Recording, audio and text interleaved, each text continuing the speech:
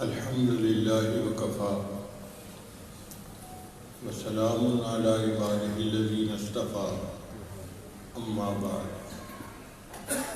اعوذ باللہ من الشیطان الرجیم بسم اللہ الرحمن الرحیم انا نحن نزلنا الذکر وَإِنَّا لَهُ لَحَافِظُونَ سبحان ربک رب العزت عما یصفون وسلام علی المرسلین والحمد للہ رب العالمین اللہم صل علی سیدنا محمد وعلی آل سیدنا محمد وبارک وسلم۔ اللہ رب العزت ارشاد فرماتے ہیں اِنَّا نَحْنُ نَزَّلْنَا الذِّكْرَ، بے شک اس نصیحت نامے کو ہم نے ہی نازل کیا، وَإِنَّا لَهُ لَحَافِظُونَ، اور بے شک اس کی حفاظت کے ہم ہی ذمہ دار ہیں۔ اللہ رب العزت نے قرآن مجید کو نازل بھی فرمایا اور قرآن مجید کی حفاظت کا ذمہ بھی خود اٹھایا۔ اگر کوئی بادشاہ اعلان کرے کہ میں اپنے ملک کی سرحدوں کی حفاظت کروں گا تو بادشاہ خود جا کر سرحدوں میں پہرے نہیں دیا کرتا، اس مقصد کے لیے بادشاہ ایک فوج بناتا ہے، اس میں چنے ہوئے نوجوان ہوتے ہیں، خوبصورت، پڑھے لکھے، اچھی پرسنالٹی والے، عقل مند، اور ان فوجیوں کے ذریعے سے وہ اپنے ملک کی حفاظت کرواتا ہے تو بادشاہ کی بات پوری ہو جاتی ہے۔ اللہ تعالیٰ نے بھی جب حکم فرمایا کہ ہم نے ہی قرآن مجید کو نازل کیا اور اس کی حفاظت کے ہم بھی ذمہ دار ہیں، تو اللہ نے قرآن مجید کی حفاظت کے لیے ایک فوج بنائی۔ آپ نے دیکھا ہوگا نا، فوج میں مختلف شعبے ہوتے ہیں۔ آرمی زمینی طرف سے فوج کی ملک کی حفاظت کرتی ہے، ایئر فورس فضائی راستوں سے حفاظت کرتی ہے، اور نیوی جو ہے سمندری راستوں سے حفاظت کرتی ہے۔ اللہ تعالیٰ نے بھی قرآن مجید کی حفاظت کی ایک فوج بنائی کہ بندوں میں سے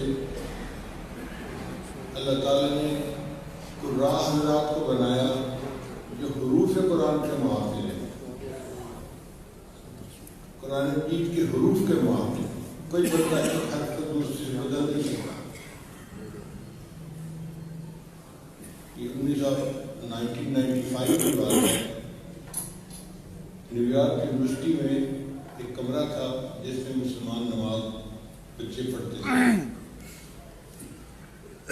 عربی بھی تھے اور دوسرے ملکوں میں بھی تھے، وہاں تو شاید 100 سے زیادہ ملکوں کے لوگ تھے۔ تو بچے آ جاتے تھے اور نماز پڑھ پڑھا کے چلے جاتے تھے۔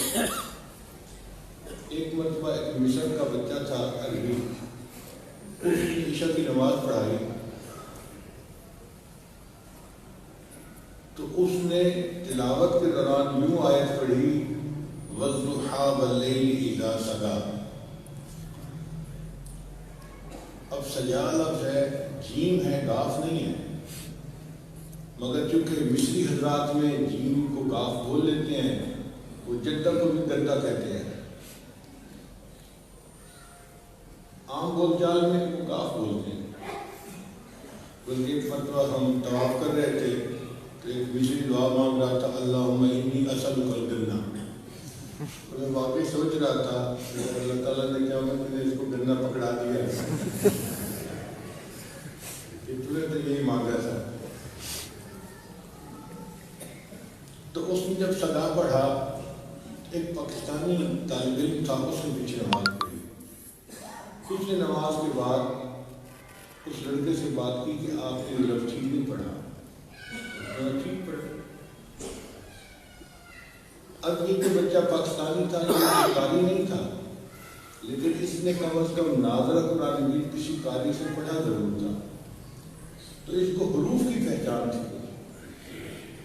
اس پر اس بچے نے اسٹینڈ لیا اور یہ ایشو کھڑا ہو گیا۔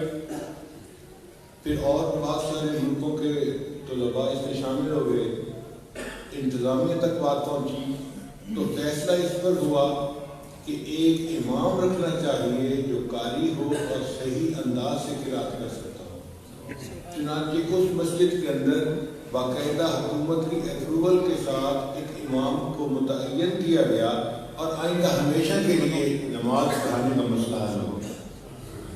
تو ایک طالب علم ہے، خودکاری بھی نہیں ہے، مگر اس نے بھی حرف قرآن کی حفاظت کر کے دکھایا۔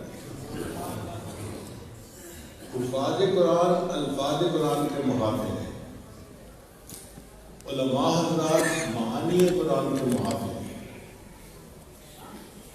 اور جو مشائخ حضرات ہیں یہ معارف قرآن کے محافظ ہیں۔ اب یہ سب مل کر ایک فوج بنتی ہے جو قرآن مجید کی حفاظت کی فوج ہے، اور یہ شروع زمانے سے لے کر نبی اسلام کے زمانے سے لے کر آج تک امت کے اندر موجود ہے۔ نبی اسلام کے اپنے زمانے میں سیدنا صدیق رضی اللہ عنہ حافظ تھے، حضرت عمر رضی اللہ عنہ حافظ تھے، حضرت عثمان رضی اللہ عنہ حافظ تھے، اور حضرت علی رضی اللہ عنہ حافظ تھے، اور صحابہ میں سے ہزاروں حضرات حافظ تھے۔ تو یہ قرآن مجید کی ایک حفاظت کی جماعت تھی جو نبی اسلام کے زمانے میں بن چکی تھی۔ آج کل کمپیوٹر پر کوئی کام کیا جائے تو اس کی حفاظت کے دو طریقے ہوتے ہیں۔ ایک ہوتا ہے اس کی سافٹ کاپی رکھ لینا ہارڈ ڈسک پہ یا کسی ڈسک پہ، اس کو محفوظ کر کے رکھ لینا، اور دوسرا ہوتا ہے کہ اس کو پرنٹر سے پرنٹ کر کے ہارڈ کاپی رکھ لینا۔ تو سافٹ کاپی بھی رکھتے ہیں اور ہارڈ کاپی بھی رکھتے ہیں۔ اللہ تعالیٰ نے بھی قرآن مجید کو دو طرح سے محفوظ کروایا۔ ایک تو اپنے بندوں میں سے کچھ ایسے بندے بنا لیے جن کو قرآن مجید سے محبت تھی، اور انہوں نے قرآن مجید کو یاد کر لیا، اور ان کے دماغ قرآن مجید کی فلیش ڈرائیو بن گئے۔ جہاں کھڑے ہوں، جہاں بیٹھے ہوں، آپ ایک لفظ بتائیں وہ آپ کو پوری آیت پڑھ کے سنا دیں گے۔ وہ قرآن مجید کی فلیش ڈرائیو ہے جہاں بھی۔ اور دوسرا، نبی علیہ السلام پر جب وحی اترتی تھی تو اللہ کے محبوب صلی اللہ علیہ وسلم اس کو لکھوا دیا کرتے تھے۔ اس زمانے میں لکھنے پڑھنے کا رواج بہت کم تھا۔ 17 صحابہ تھے جو لکھنا پڑھنا جانتے تھے، ان میں سے جو قریب ہوتا ان کے ذریعے سے لکھوا دیا جاتا تھا۔ کاغذ نہیں بنا تھا بھی، تو کبھی کپڑے پر لکھا جاتا، کبھی چمڑے پر لکھا جاتا، کبھی پتھر پر، کبھی لکڑی پر، مختلف چیزوں پر جو موجود ہوتی لکھ لیا جاتا۔ ان چیزوں کو پارچات کہتے تھے۔ چنانچہ نبی علیہ السلام کے مبارک زمانے میں قرآن مجید کو پارچات کے اوپر لکھوا دیا گیا تھا، مگر جو لکھتا تھا وہ اپنے پاس محفوظ رکھ لیتا تھا۔ تو یہ پارچات بکھرے ہوئے تھے۔ جب نبی علیہ السلام نے پردہ فرمایا اور سیدنا صدیق رضی اللہ عنہ خلیفہ بنے تو عمر رضی اللہ عنہ نے مشورہ دیا کہ اب آپ خلیفہ ہیں، اب آپ وہ سارے پارچات مرکز کے اندر جمع کروا لیں تاکہ حکومت کی تحویل میں آ جائیں۔ تو سیدنا صدیق رضی اللہ عنہ نے ایک جماعت بنائی۔ ایک صحابی تھے حضرت زید رضی اللہ تعالیٰ عنہ، حافظ قرآن تھے، اور نبی علیہ السلام کو ان کا قرآن بہت پسند تھا۔ ان کے ساتھ اور بھی چند حضرات تھے جو ان کے معاون بنے، اور اس جماعت کو حکم دیا گیا کہ وہ پارچات جہاں جہاں جس بندے کے پاس بھی ہیں اس کو لیں، اس کی تصدیق کریں اور پھر اس کو ایک جگہ پر جمع کریں۔ چنانچہ سیدنا صدیق رضی اللہ عنہ جامع القرآن کہلوائے، انہوں نے قرآن مجید کو ایک جگہ کے اوپر جمع کروا دیا۔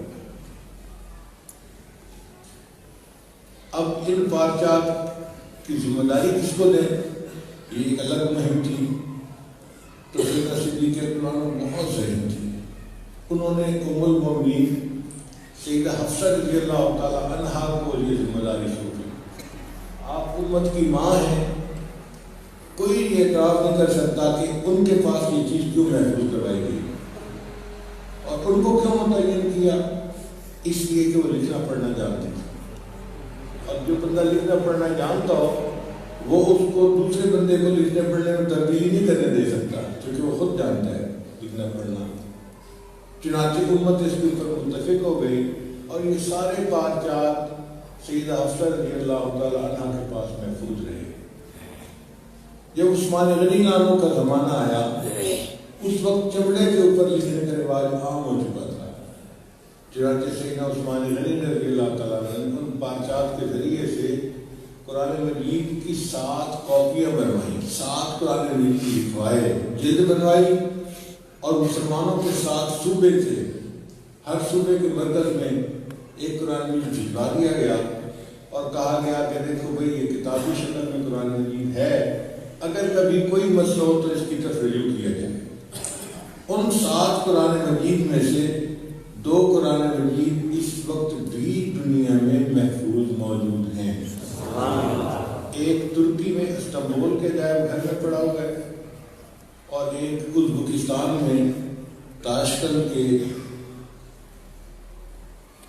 ایک مرکز کے اندر پڑا ہوا ہے۔ الحمدللہ مجھے اللہ تعالیٰ نے یہ دونوں قرآن مجید دیکھنے کی سعادت نصیب فرمائی۔ مگر آپ دیکھیے کہ قرآن مجید نبی اسلام کے زمانے سے لے کر آج تک فلیش ڈرائیو کی شکل میں بھی محفوظ، اس وقت کی دنیا میں ہزاروں نہیں لاکھوں حفاظ ہیں، ہر ملک میں اور ہر شہر میں، ہر قصبے میں، جو قرآن مجید کی حافظ ہیں اور کتابی شکل میں بھی قرآن مجید محفوظ ہے، آج تک محفوظ چلا آ رہا ہے۔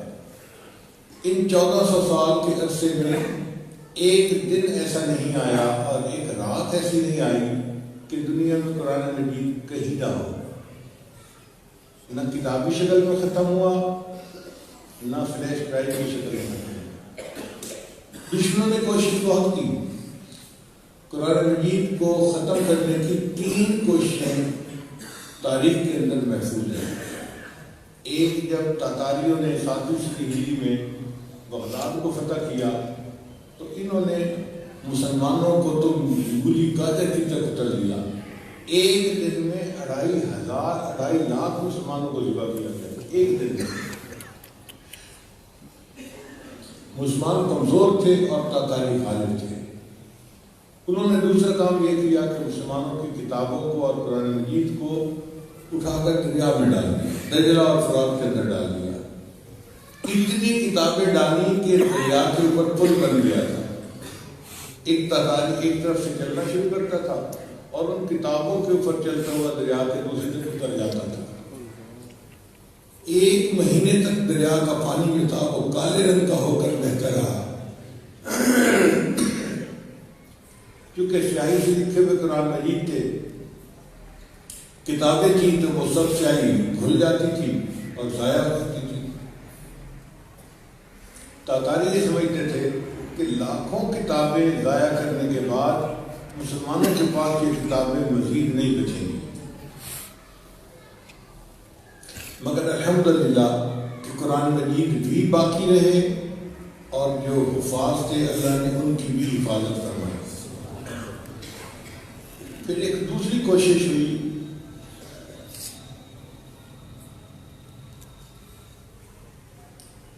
انگریز نے کی۔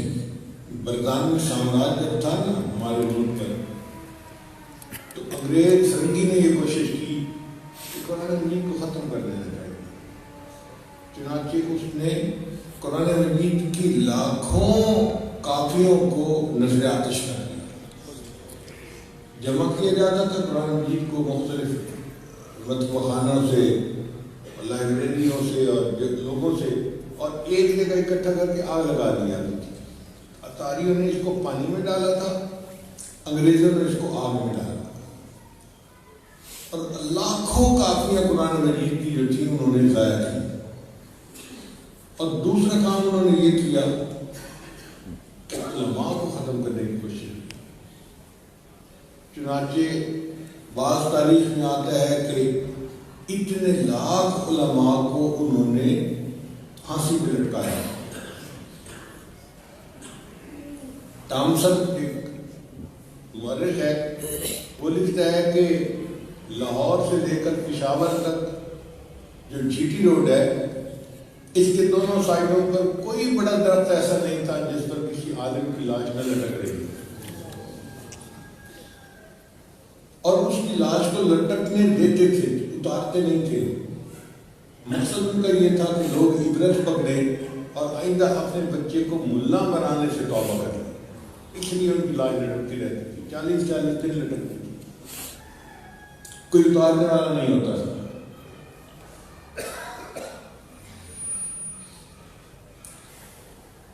ایک عالم تھے، ان کی انگلی زخمی تھی، تو انگریزوں نے اس کو پکڑ لیا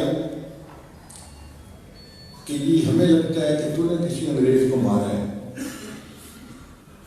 تمہاری انگلی کا زخم بتا رہا ہے۔ کوئی بندہ دیکھنے والا، کوئی بندہ موجود ہو، کوئی مقتول موجود ہو، کہیں نہیں، ہمیں نہیں پتا، لیکن تمہاری انگلی زخمی ہے نا، تو اس سے پتہ چلتا ہے کہ تم نے کسی انگریز کو مارا ہے، لہٰذا اس کے اوپر مقدمہ بنا دیا گیا۔ اب وہ مقدمہ عدالت میں چلایا گیا، عدالت کا جج بھی انگریز تھا، اس نے 1 گھنٹے کی پیروی کے بعد بالآخر اس عالم کو پھانسی لٹکانے کا حکم دے دیا۔ اس طرح بہانوں سے بڑے بڑے علماء کو پھانسیاں دی گئی۔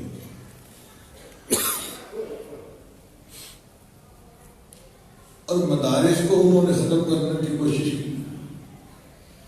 اس زمانے میں مدارس جو تھے وہ وقف کی جائیداد سے چلتے تھے۔ مثلاً کوئی بندہ اگر مدرسہ بناتا تھا تو 2 مربع زمین، 5 مربع زمین وقف کر دیتا تھا کہ ان زمینوں کی آمدنی سے مدرسے کے طلباء کو کھانا ملے گا اور مدرسہ چلے گا۔ وہ وقف کی جائیداد کہلاتی تھی۔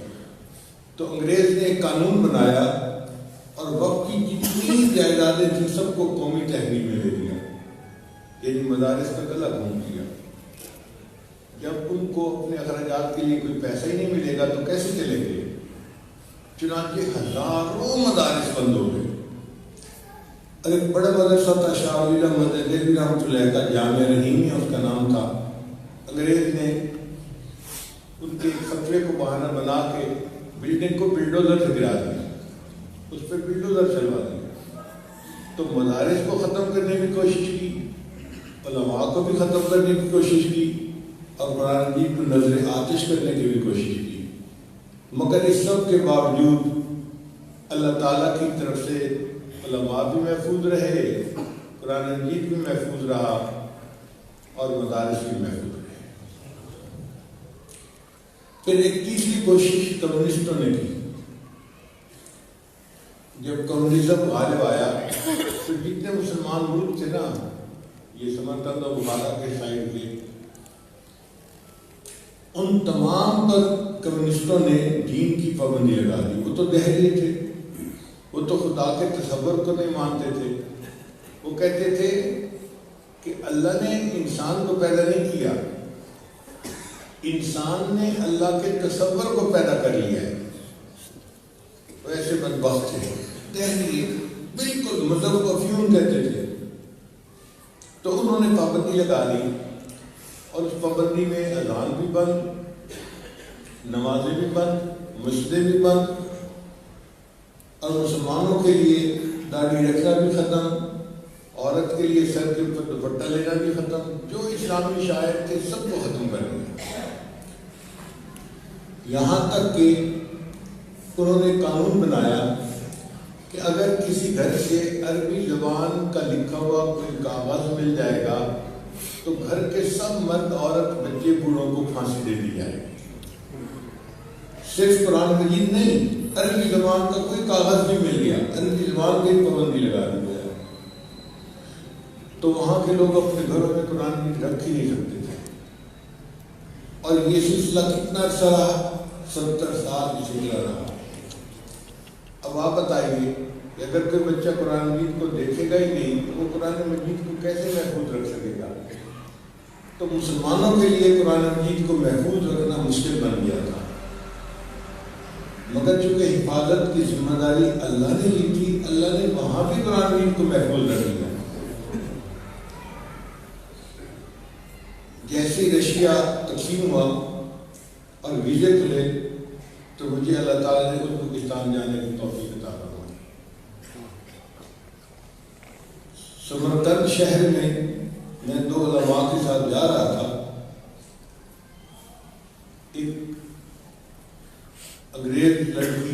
تو ہم تو اس کو انگریزی کہیں گے، ہمیں کیا پتا.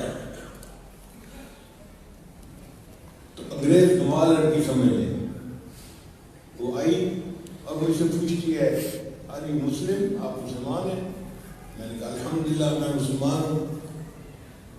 تو کہتی ہے ڈو یو ہیو قرآن، تمہارے پاس قرآن ہے؟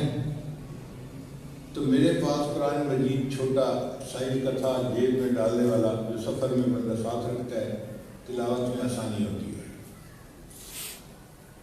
تو مجھے کہتی ہے کہ کیا میں یہ ہاتھ میں پکڑ سکتی ہوں؟ کہا پکڑ.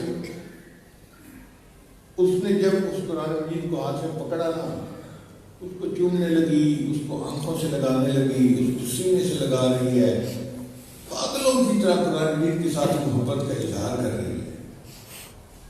میں نے ساتھ والے عالم سے کہا کہ بھائی آپ ہی سے پوچھو کہ ایسا کیوں کر رہی ہے.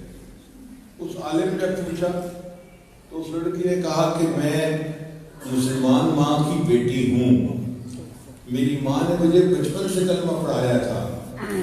اس وقت میری عمر 39 سال گزر چکی، میں نے اپنی پوری زندگی میں آج تک قرآن مجید کو نہیں دیکھا، پہلی مرتبہ دیکھنے کا موقع ملا، اس لیے میں قرآن سے محبت کا اظہار کر رہی ہوں. آپ اندازہ لگائیے کہ بچوں کی عمر 40 سال ہو جاتی تھی اور وہ قرآن مجید کو دیکھ ہی نہیں پاتے تھے. کمیونسٹوں کا خیال تھا کہ جب آنے والی نسلیں دیکھیں گی نہیں تو قرآن محفوظ کہاں رہے گا، ختم ہو جائے گا. مگر اللہ نے قرآن مجید کو وہاں بھی محفوظ رکھا. ہمارے ایک دوست تھے،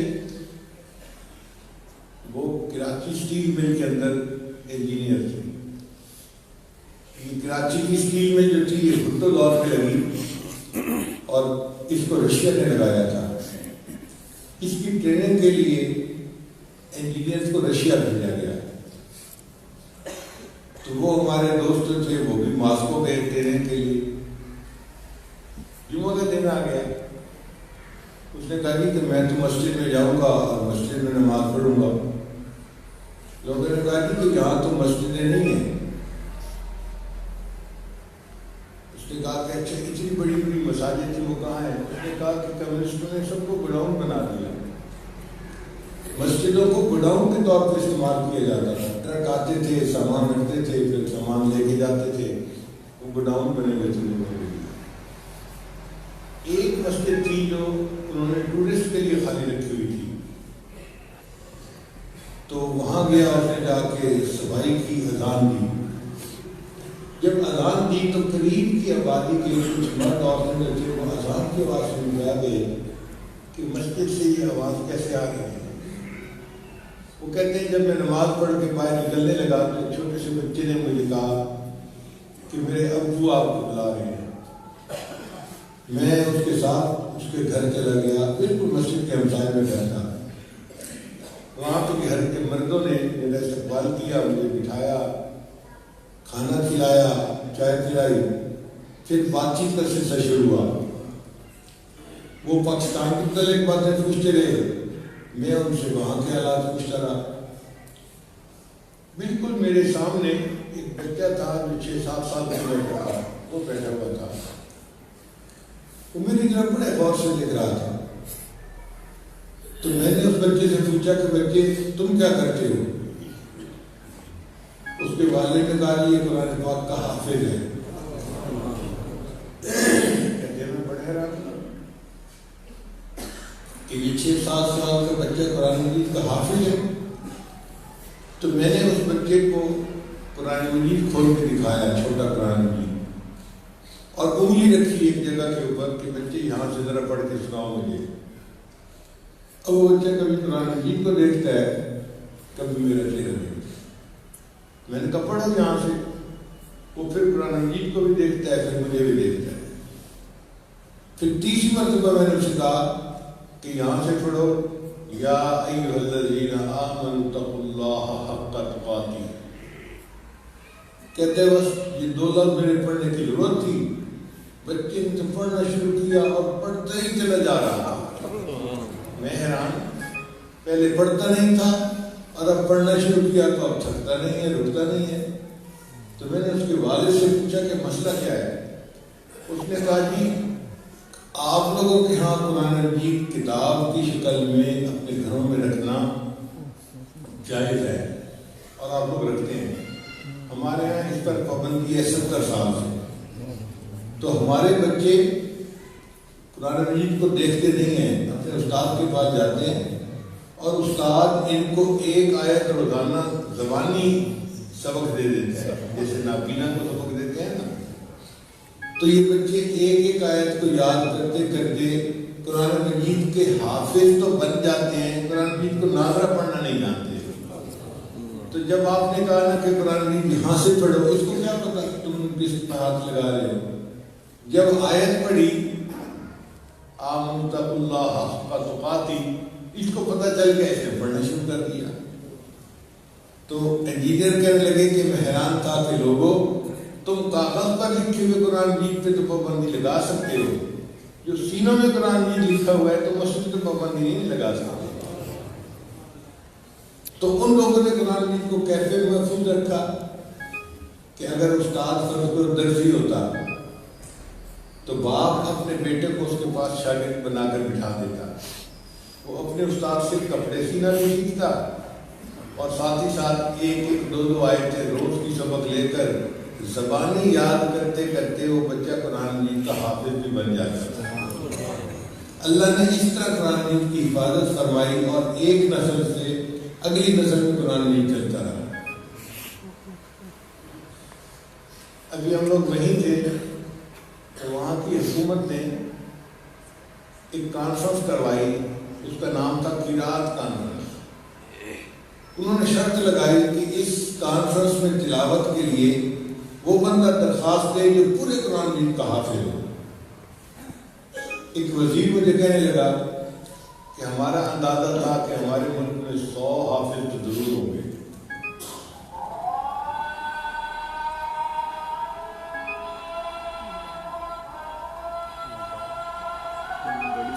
ہمارے ملک میں 100 حافظ تو ضرور ہوں گے، اور بعض لوگ کہتے تھے نہیں 100 نہیں 200 حافظ ہوں گے.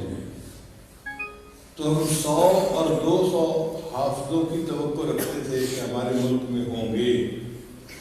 اللہ کی شان دیکھیں کہ جب درخواستیں مکمل ہوئیں تو انہوں نے پوری اپنی تحقیق مکمل کی تو پتہ چلا کہ 14,000 حافظوں نے حدیث درخواست کی تھی. اس ملک میں 14,000 قرآن مجید کے مکمل حافظ موجود تھے. تو اللہ نے اس قرآن مجید کی وہاں بھی حفاظت کروا دی اور وہاں عالم بھی بنتے تھے. یہ نہیں کہ صرف حافظ ہی بنے، عالم بھی بنے، قاری بھی بنے.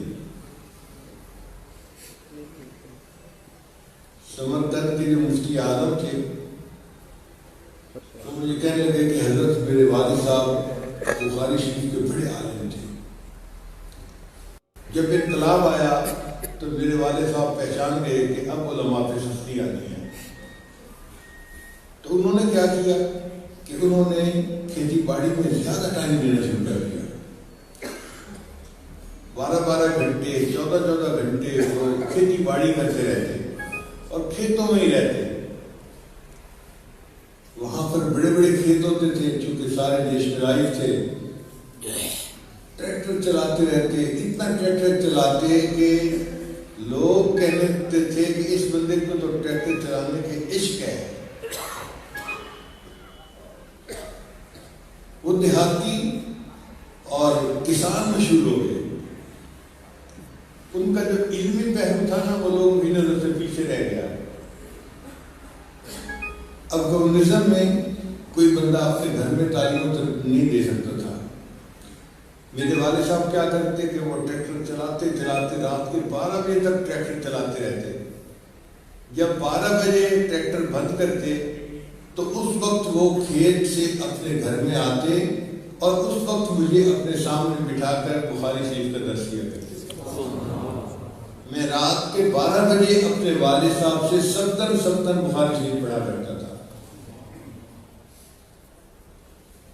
کہنے لگے کہ جب وہ بخاری شریف پڑھا رہے ہوتے تھے تو اس وقت بھی پولیس کے آنے کا ڈر ہوتا تھا. اگر پولیس والا آ گیا اور اس نے دیکھ لیا کہ ہم باتیں کر رہے ہیں تو وہ دونوں کو پھانسی پہ حکم دے دیے گئے.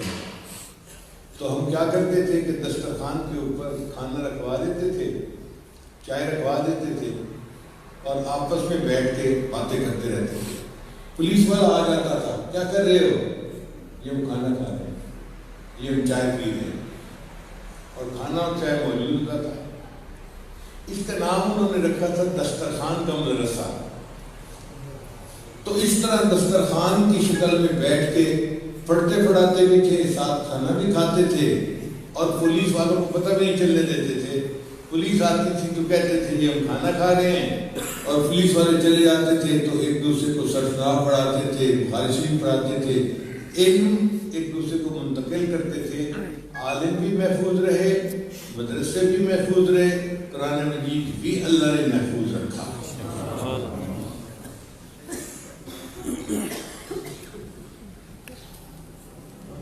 الحمدللہ یہ قرآن مجید بالکل اصلی شکل میں آج بھی محفوظ رہے گا.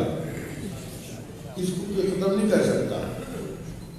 جو کہہ رہے ہیں کہ ہم قرآن مجید کو ختم کرتے ہیں یا مدرسوں کو ختم کرتے ہیں, وہ بیچارہ خود تو ختم ہو جائے گا, مدارس بھی باقی رہیں گے اور قرآن مجید بھی باقی رہے گا.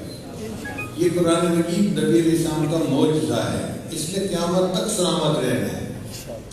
اس کی حفاظت کی ذمہ داری اللہ نے لی ہے, اور اللہ میں اتنی طاقت ہے کہ وہ ایک کام کو کرنا چاہے تو اس کو کر لیں, کوئی ان کو روک نہیں سکتا. واللہ غالب علی امرہ, اللہ اپنے امر میں غالب ہوتا ہے, کوئی ان کا راستہ نہیں روک سکتا. تو دیکھو 1400 سال اللہ نے قرآن کی حفاظت کر کے دکھائی, اور قرآن آج بھی اصلی حالت میں موجود ہے. چند سال پہلے جرمنی کی یونیورسٹی ہے, نیوک یونیورسٹی, انہوں نے کہا کہ مسلمان دعویٰ کرتے ہیں ہمارا قرآن محفوظ ہے, اس کی تصدیق تو کرنی چاہیے. اس کے لیے انہوں نے ایک ڈپارٹمنٹ, تھیولوجیکل ڈپارٹمنٹ, اس کے ذمہ لگایا کام, ان کو بلڈنگ بنا کے دی, اور ان کو $10 لاکھ دیے کہ تم تحقیق کرو کہ قرآن مجید محفوظ ہے یا نہیں. اب جو ذمہ دار لوگ تھے وہ مل بیٹھے کہ کیسے تصدیق کریں قرآن مجید محفوظ ہے یا نہیں. ان کیسے کرتے ہیں, دنیا کے مختلف ملکوں کے مختلف شہروں سے قرآن مجید کی کاپیاں اکٹھی کرتے ہیں. اب یہ مختلف چھاپہ خانوں پہ بکتا ہے, چھپتا ہے, تو کہیں نہ کہیں کوئی نہ کوئی تو اونچ نیچ ہوگی صحیح. انہوں نے قرآن مجید کی 40,000 کاپیاں اپنے انسٹیٹیوٹ میں اکٹھی کی. پھر انہوں نے 100 بندے رکھے, اور ایک قرآن مجید ایک کو دیا, دوسرے کو دیا, تیسرے کو دیا, یعنی 100 قرآن مجید ایک وقت میں ان لوگوں کو دیے. پھر سکرین پر ان کے سامنے وہ ایک صفحہ دکھاتے اور کہتے کہ دیکھو یہ صفحہ اس طرح ہے یا نہیں. اب ہر بندہ بیٹھ کے دیکھ رہا ہوتا, یہ لفظ اس طرح ہے یا نہیں, یہ لفظ اس طرح ہے یا نہیں. ایک ایک نقطے کو, ایک ایک حرف کو دیکھتے دیکھتے انہوں نے کئی سالوں میں جا کر 40,000 نسخوں کی جو ہے تصدیق کی, اور بالآخر انہوں نے فیصلہ دیا کہ کسی ایک قرآن مجید میں ایک نقطے کا بھی فرق نہیں تھا. اِنَّا نَحْنُ نَزَّلْنَا الذِّكْرَ وَإِنَّا لَهُ لَحَافِظُونَ, بے شک اس قرآن مجید کو ہم نے ہی نازل کیا اور اس کی حفاظت کے بھی ہم ہی ذمہ دار ہیں. تو جس رب کریم نے یہ حکم دیا ہے نا, اسی نے قرآن مجید کی حفاظت کر کے بھی دکھا دی. اب اگر قرآن مجید محفوظ رہے گا تو حافظ بھی محفوظ رہیں گے, عالم بھی محفوظ رہیں گے, مدارس بھی محفوظ رہیں گے. اتار چڑھاؤ آتا رہتا ہے, ہمارے ملک میں پھر اتار چڑھاؤ شروع ہو رہا ہے. امریکہ بہادر اپنے پیسے کے زور پہ ہمارے حکومت کے لوگوں میں, فوج کے لوگوں میں اپنے بندے گھسا دیتا ہے, مفاد پرست لوگ گھسا دیتا ہے, اور پھر ان کو کہتے ہیں کہ تم اپنے ملک میں اس پہ پابندی لگاؤ, اس پہ پابندی لگاؤ. اور عجیب بات کہ کلمہ پڑھنے والے لوگ وہ کہنے لگ جاتے ہیں کہ مدارس کو ختم کرنا چاہیے. کتنی عجیب بات ہے. مگر مشرف دور میں بھی بہت تماشا تھا کہ مدارس کو ختم کر دوں گا. آپ دیکھو مدارس تو آج بھی محفوظ ہے, اور وہ کہنے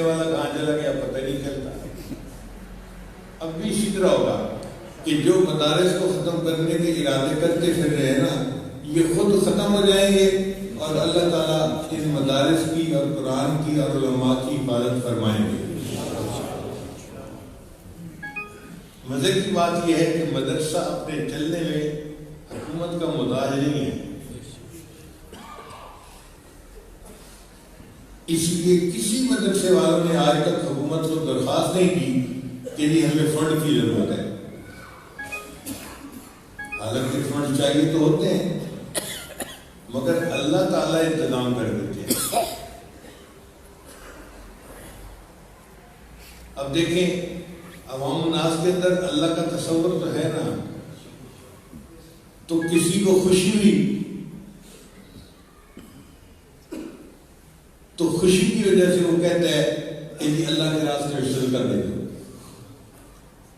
میرے بیٹے کی نوکری لگ گئی، میرے بیٹے کا آج رشتہ فائنل ہو گیا، آج فلاں کو صحت ہو گئی، تو صدقہ کرو۔ اب وہ صدقے کے پیسے کہاں لے کے جائیں؟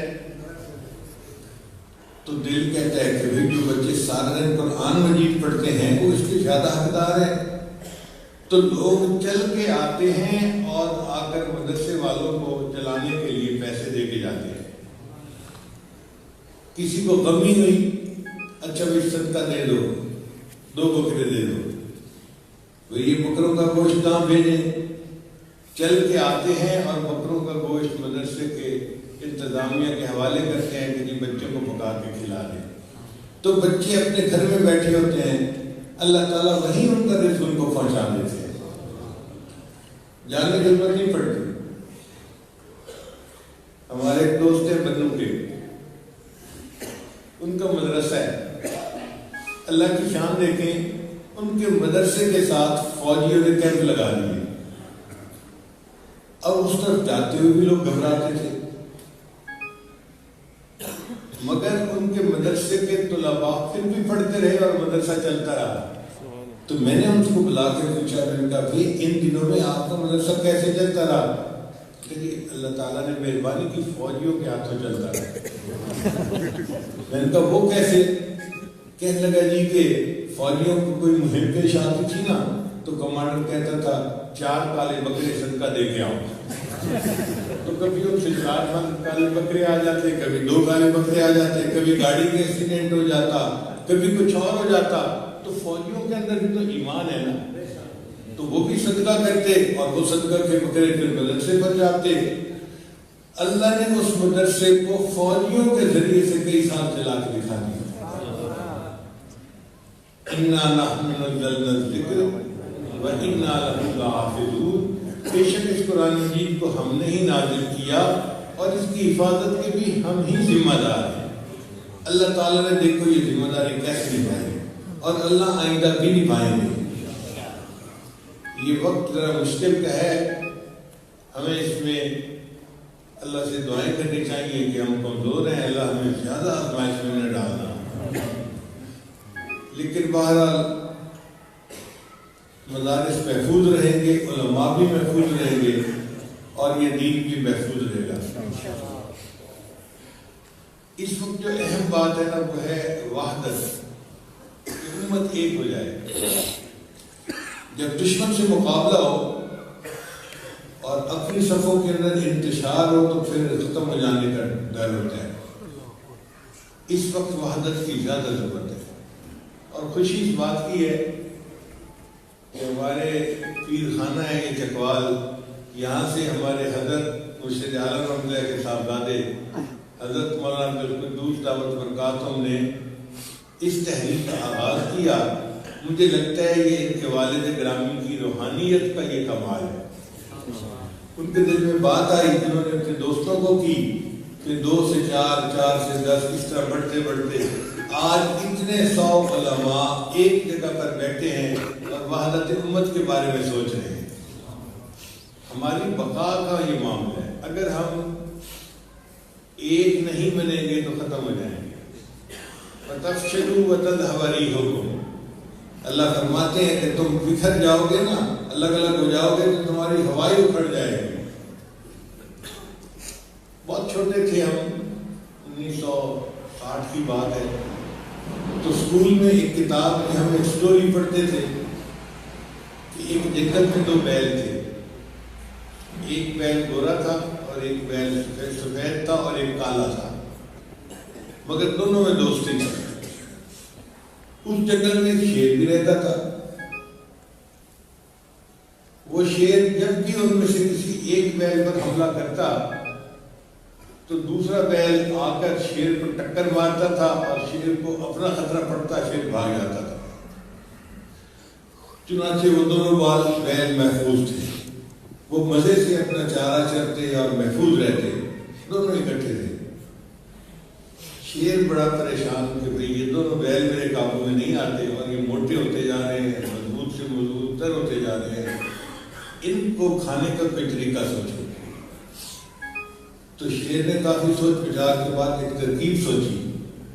وہ گورے کے پاس گیا اور کہنے لگا دیکھو آپ تو سفید رنگ کے ہیں، کتنے خوبصورت نظر آتے ہیں، اور یہ جو کلو ہے نا یہ بھی اپنے آپ کو بڑا خوبصورت سمجھتا ہے، یہ تمہاری برابری کرتا پھر ہے، حالانکہ یہ تمہارے برابر کا تو نہیں ہے۔ اس نے اس گورے بیل کے دل میں کالے بیل کے دل میں نفرت ڈالی۔ تو گورے بیل نے پھر شیر سے پوچھا کہ اس کا حل کیا ہے؟ اس نے کہا اس کا حل یہ ہے کہ میں کل اس کلو پہ حملہ کروں گا اور تم دور بیٹھ کے تماشا دیکھتے رہنا، تم تو دوست ہو نا میرے، اور تم خوبصورت ہو، اور پھر تم جنگل میں اکیلے رہ جاؤ گے اور تم ہی حسین ہو گے، تمہاری برابری کرنے والا کوئی ہوگا ہی نہیں۔ تو سفید بیل کو یہ بات سمجھ آ گئی، اس نے کہا ٹھیک ہے۔ چنانچہ اگلے دن شیر نے کالے بیل کے اوپر حملہ کر دیا۔ سفید بیل ایک طرف بیٹھ کے آرام سے تماشا دیکھتا رہا، تو شیر نے کالے بیل کو مار کے اس کو پھاڑ دیا، کھا لیا۔ اچھی طرح جب اس کے جو ہے نا اس نے بوٹیاں کھا لی، ہڈیاں بچ گئیں، تو کوئی ایک ہفتہ گزرنے کے بعد شیر پھر سفید بیل کے اوپر حملہ کرنے کے لیے آیا۔ تو سفید بیل نے کہا بھائی میں اور آپ تو دوست تھے نا؟ اس نے کہا ہاں ہم دوست تھے جب کالا بیل زندہ تھا، اب وہ مر گیا، اب دوست نہیں ہے۔ اس نے حملہ کیا اور سفید کو بھی کھا لیا۔ تو اسی طرح ہوتا ہے کہ آپس میں ان کو جمع نہ ہونے دو، پہلے ایک کو ختم کرو پھر دوسرے کو ختم کر دو۔ ہم بھی اسی طرح اگر آپس میں بٹے رہیں گے تو دشمن کے لیے ہمیں ختم کرنا بہت آسان ہو جائے گا، اور اگر متحد ہو کر رہیں گے تو اللہ تعالیٰ ہماری حفاظت فرمائیں گے۔ ایک بوڑھا آدمی تھا، اس کے 10 بیٹے تھے۔ جب وہ فوت ہونے لگا تو بچوں نے کہا کہ بابا جان ہمیں کوئی نصیحت کیجیے۔ اس نے کہا بیٹا 10 لکڑیاں لے کے آؤ۔ وہ 10 لکڑیاں لے کے آئے تو بڑے بھائی نے کہا کہ ان کی گٹھڑی باندھ دو۔ انہوں نے 10 لکڑیوں کی گٹھڑی باندھی۔ تو بڑے میاں نے اپنے سب بچوں کو بلایا اور کہا کہ اس گٹھڑے کو مجھے توڑ کے دکھاؤ کسی حالت میں۔ اب وہ 10 لکڑیاں بندھی ہوئی ہیں، ان کو اکٹھا توڑنا کوئی آسان کام تو نہیں تھا۔ سب نے زور لگایا، کوئی بھی نہیں گٹھڑی کو توڑ سکا۔ انہوں نے کہا کہ بابا جان یہ تو نہیں ٹوٹ رہا، یہ تو گٹھا بڑا مضبوط ہے۔ اس نے کہا اچھا سب لکڑیاں الگ الگ کر دو۔ جب اس نے سب لکڑیاں الگ الگ کر دیں، اس نے کہا اب ان کو توڑ کے دکھاؤ۔ اس کے بچوں نے ایک لکڑی اٹھائی توڑ دی، دوسری کو توڑ دیا، تیسری کو توڑ، 10 کی 10 لکڑیاں توڑ دی۔ پھر کہا کہ بابا جان اب کیا کریں؟ اس نے کہا میں نے تمہیں سبق سکھا دیا۔ تو بیٹے کہنے لگے کہ بابا جان ہمیں تو سمجھ نہیں لگی آپ نے ہمیں کیا سبق سکھایا؟ اس نے کہا بیٹے یہی تو سبق سکھایا ہے کہ جب یہ 10 لکڑیاں اکٹھی تھیں تم 10 نے مل کے زور لگایا، گٹھے کو نہیں توڑ سکے۔ جب یہ الگ الگ ہو گئی تو تم نے ایک ایک لکڑی کر کے سب کو توڑ دیا۔ تم 10 بھائی ہو، 10 کے 10 اکٹھے رہو گے، تمہارے دشمن تمہیں ختم نہیں کر سکیں گے۔ لیکن جب تم ایک دوسرے سے الگ الگ ہو جاؤ گے تو तो दुश्मन तुम सबको खत्म कर देगा। तो इत्तेफाक में बरकत होती है। ये जो यहाँ आज नज़ारा देख रहे हैं ना कि फलां भी इकट्ठा है, फलां भी इकट्ठा है, फलां भी इकट्ठा है, इस वक्त इकट्ठा होना हमारी जिम्मेदारी बनती है। वातसिमू बिहब्लिल्लाहि जमीअन वला तफर्रकू। अल्लाह फरमाते हैं तुम आपस में अलग अलग ना हो बल्कि इकट्ठे हो जाओ, अल्लाह की रस्सी को मजबूती के साथ पकड़ लो। तो इज्तिमाइयत ही में हमारा फायदा है। दीनदार लोग जितने हैं जिनके दिल में दीन का गम है, ये जो दीन चाहते हैं, वो सारे के सारे इस मौके पर इकट्ठे हो जाएं और एक बन जाएं, अपनी ख्वाहिशात को छोड़ दें, अपनी तमन्नाओं को छोड़ दें, अपनी चाहतों को छोड़ दें। मैं बड़ा बनूं, मुझे पहचाना जाए, मुझे अमीर बनाया जाए, मेरा नाम आए, ये सब फजूल बातें हैं, इनको पीछे छोड़ें। अल्लाह की रजा के लिए सब इकट्ठे हो जाएं, किसी एक मर्द खुलूस के पीछे, इखलास के पीछे, फिर देखना इस इज्तिमाइयत की जैसे क्या बरकतें आती हैं। अल्लाह ताला इस तरह की इज्तिमाइयत हर शहर में अता फरमाए और हमारे पूरे मुल्क के उलमा को एक झंडे के नीचे मुज्तमे होने की तौफीक अता फरमाए और अल्लाह ताला सबकी हिफाजत फरमाए। व आखिरु दअवाना अनिल हम्दुलिल्लाहि रब्बिल आलमीन।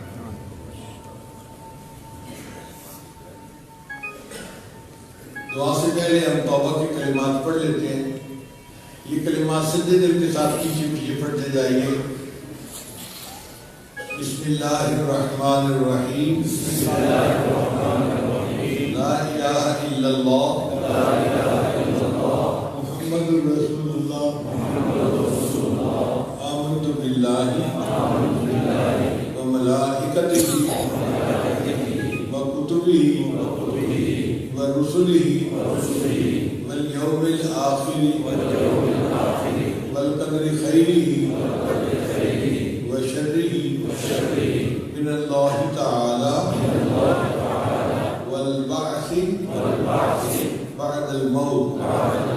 आमनतु बिल्लाहि कमा हुवा बिअस्माइही व सिफातिही व क़बिलतु जमीअ अहकामिही इक़रारुन बिल्लिसानि व तस्दीक़ुन बिलक़ल्ब। अशहदु अल्ला इलाहा